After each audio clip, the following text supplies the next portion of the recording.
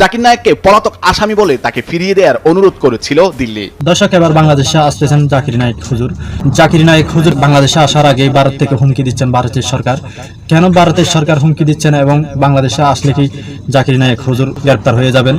দর্শক, ইতিমধ্যে আপনারা বিস্তারিত সম্পূর্ণ দেখে আপনারা বুঝতে পারবেন। দর্শক, এখনো পর্যন্ত আমাদের ছোট চ্যানেলটি যারা সাবস্ক্রাইব করেনি তাদেরকে সাবস্ক্রাইব করার জন্য অনুরোধ জানাচ্ছি। যারা অলরেডি সাবস্ক্রাইব করে রেখেছেন তাদেরকে অসংখ্য অসংখ্য ধন্যবাদ।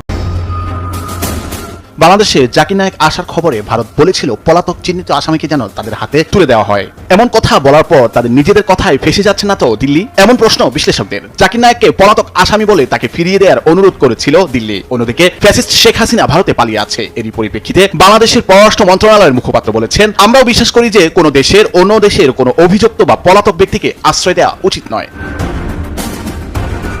জনপ্রিয় ইসলামী বক্তা জাকির নায়েকের বাংলাদেশের সফরের কথা শুনে তাকে ভারতে ফিরিয়ে দেওয়ার প্রত্যাশা করেছিল মোদী সরকার। এই প্রসঙ্গে আনুষ্ঠানিক প্রতিক্রিয়া জানিয়েছে বাংলাদেশের পররাষ্ট্র মন্ত্রণালয়। পররাষ্ট্র মন্ত্রণালয়ের মুখপাত্র এস এ মাহবুবুল আলম এক মন্তব্যে বলেন, ভারতীয় পররাষ্ট্র মন্ত্রণালয়ের মুখপাত্র একজন বিশিষ্ট ইসলামী স্কলার বা ধর্মীয় ব্যক্তিত্বের সম্ভাব্য বাংলাদেশ সফর প্রসঙ্গে যে মন্তব্য করেছেন তা আমাদের নজরে এসেছে। তিনি আরো স্পষ্ট করে বলেন, আমরাও বিশ্বাস করি যে কোনো দেশের অন্য দেশের কোনো অভিযুক্ত বা পলাতক ব্যক্তিকে আশ্রয় দেওয়া উচিত নয়।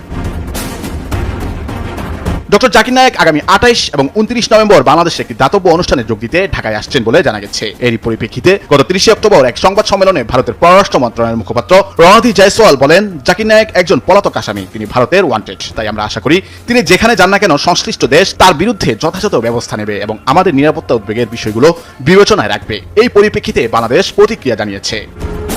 দর্শক, ভিডিওটি দেখে আপনাদের কেমন লেগেছে আপনাদের মতামত কমেন্টে জানিয়ে দিবেন, কেননা আপনাদের মতামত দেখে পরবর্তী ভিডিও নিয়ে আসবো। দর্শক, তাহলে আজকের মতো ভিডিওটি শেষ করলাম। দেখা হবে পরবর্তী ভিডিওতে।